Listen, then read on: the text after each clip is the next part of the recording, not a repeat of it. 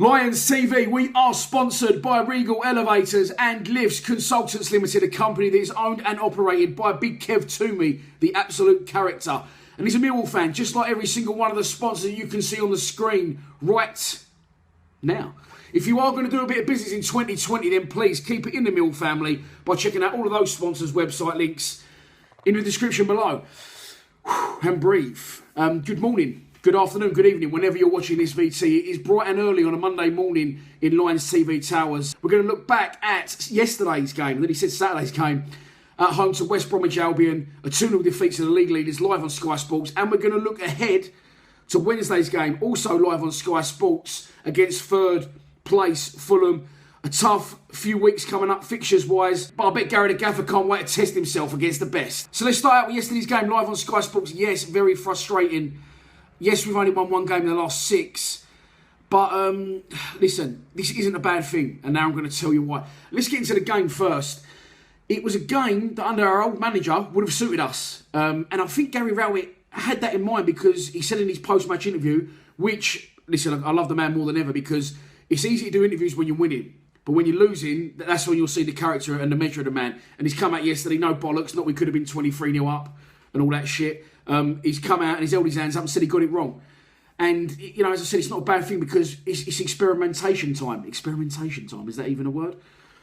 God knows. But listen, what I'm saying is Gary Rowett's come out yesterday and he's took full responsibility. And I think he did have the weather in mind because he decided to go with Matt Smith up top and it didn't pan out for us. It just didn't pan out for us. And as I said, under our old manager, I think yesterday could have been a bit more of a battle, strangely, and it could have worked better for us. We like to pop the ball under Gary Rowett. I love that we like to pop the ball under Gary Rowett, as I'm sure a lot of you do. We got tired of hoofball. We got tired of the old long ball over the top, and Sean Williams and other midfielders went to walk around with a neck brace on because they're just constantly doing that. But yesterday, I think it could have been a game. Sometimes, listen, I love to see good football, as a lot of us do. But sometimes you've got to try and take the conditions into consideration. You've got to play ugly. You've got to try and win ugly. And I think yesterday we didn't really do that. We didn't create West Brom any problems. Having watched the highlights back last night when I got in, it made it look like we could have lost the game about 8-0. They was very good in the second half, West Bromwich Albion, take nothing away from them. But in the first half, they just adapted to the conditions very, very well. And they got the job done. Losing isn't a problem for me as a Millwall fan, as I'm sure it isn't for a lot of us, because we've tasted plenty of it down the years. But we just didn't seem to have a go yesterday. We just didn't really seem up for it. And that was the problem. I don't know whether that's the players or well, you have to put one down to the players, unfortunately. We didn't get balls into areas that we should have done. I'm thinking back, I'm not blaming Jed. Listen, Jed's brilliant for us. And he's the core of our side. And if he's not firing, then, you know, we don't do any good. And he's got a chance yesterday to stick one across the box or just drill it hard and low, and he tries to go for the top corner. Just little things like that. I'm not digging Jed out. Just little things we did yesterday. We didn't get their back four turning. Again, going back to team selection, it was the wrong team selection, in my opinion, and said Rowett's held his hands up on that one, so fair play to Gary the Gaffer. You have to attack, and I've said it time and time again, you have to attack with pace. And going back to a different thing, Rowett likes to keep the ball. We like to see good football. And when you see us move the ball across the back line, and you sometimes hear people in the stands go, fucking get it out there, which is annoying. The reason, one reason that teams do that and move the ball across the back line and then keep switching it, keep moving across the back line, is they're trying to create space and disjointment in the other team's defence. So try and create space to move into. And another way to do that without playing football is to attack with pace. Balls over the top, balls in the holes, in the channels, for players to run onto. If you attack teams with pace, I've said it time and time again, you will get defenders running back, out of position, facing their own goal. And that's a position that no player wants to be in on a football pitch. Unfortunately, by starting Aidan O'Brien and starting Matt Smith, 2 of our 3 front men are about as quick as me. You know, it's nothing against those boys. They are good players for us, used in the right way and utilised in the right areas and at the right times in the game. But to start a game in those boggy, windy, shitty conditions, we should have just gone all out with pace yesterday. And I think pace is a thing that is massively underestimated in the modern day game in general.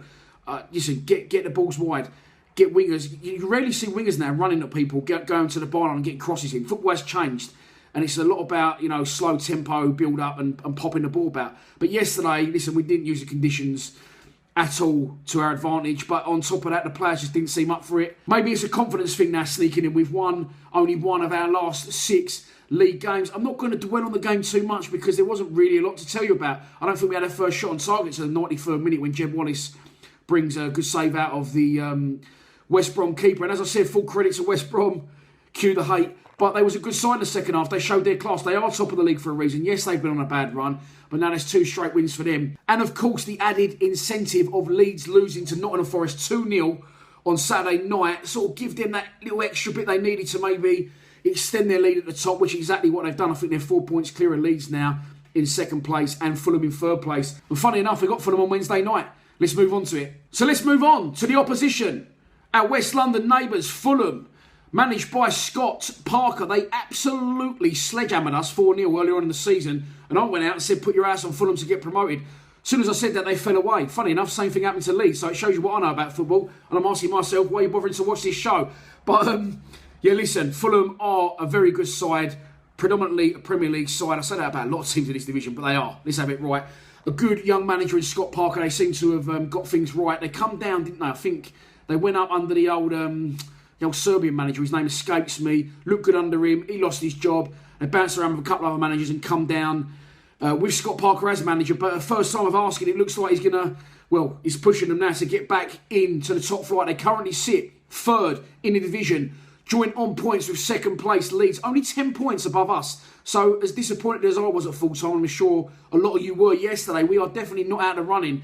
And 3 points against Fulham on Wednesday, followed by 3 points away at Deepdale against Preston on Saturday. We'll see us right back in the playoff hunt. There you go. It literally is as simple as that. Fulham have won 4 of their last 5 league games. They are definitely back on song. And last time out, they won 1-0 away at Ewood Park against Blackburn on Saturday. Blackburn just slightly behind us in the table. I tipped them for relegation at the start of the season, Blackburn. So again, shows you what I know. But a good win again on the road for Fulham. Mitrovic got the goal. The one to watch for Fulham, take your pick, the aforementioned Mitrovic. Knockout can't even get the side of the minute. Tom Kearney and the other guy's name, Cavallero. It nearly escaped me. I've got it in my notes, but didn't need to go to it because I'm Danny One Take. But yeah, listen, all jokes aside, this is going to be a very tough test against a good footballing side. With the added incentive of it being a London derby, I'm expecting a good crowd, a good away following, and we could be up against it. Unfortunately, it pains me to say it, on Wednesday at the Den. So this is your pre-match prediction, and here we go. I'm probably not going to give you the information you want to hear on a Monday morning, and I don't want to be negative, and I don't want to be supporting other teams, as apparently I sometimes do. Yeah, I just think it's going to be a bridge too far for us. I think Gary Rowett come in, 2 defeats in 16 games. I think he done very well to take over from Neil Harris, who left the job in a very good position for Rowett. But I just feel now that we may have peaked this season, and unfortunately we may start falling away. I hope I'm wrong, but look, someone said something on the, I think it's a Millwall Past and Present site on Facebook. Go and check that one out, by the way, because it's run by an old family friend of mine, Patricia Maslin. Shout out to the Millwall Past and Present on Facebook. Someone said, listen, Gary Rowett's come in, and you know he got us into a very good position early. 2 defeats in 16, as I've said, and now may be the time. Look, Gary the Gaffer went to 4-3-3. I didn't predict. Well, I did predict. I was going to say I recommended he go to 4-3-3. I'm sure he doesn't watch Lions TV. But if he does, welcome, Gaffer. But yeah, listen, he tried the 4-3-3. We've done the 3-5-2. We've done the 4-4-2. And I think it's another reason, as well as our formations, that he didn't go man in the transfer window.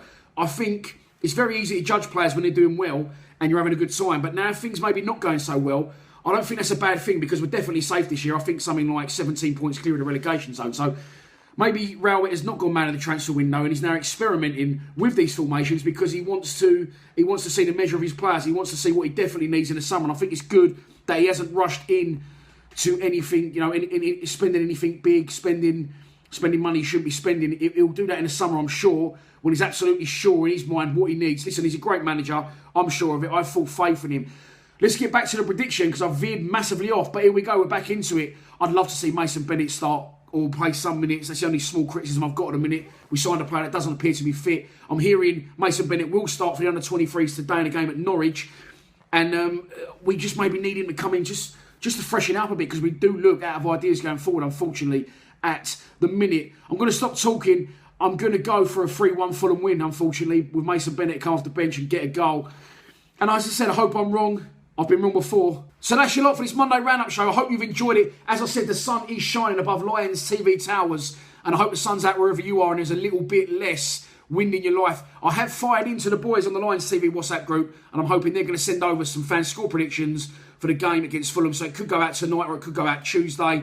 But other than that, I'm off to conquer the world of snooker, and I'll see you at the Den on Wednesday. Please subscribe to Lions TV. Come on, you Lions.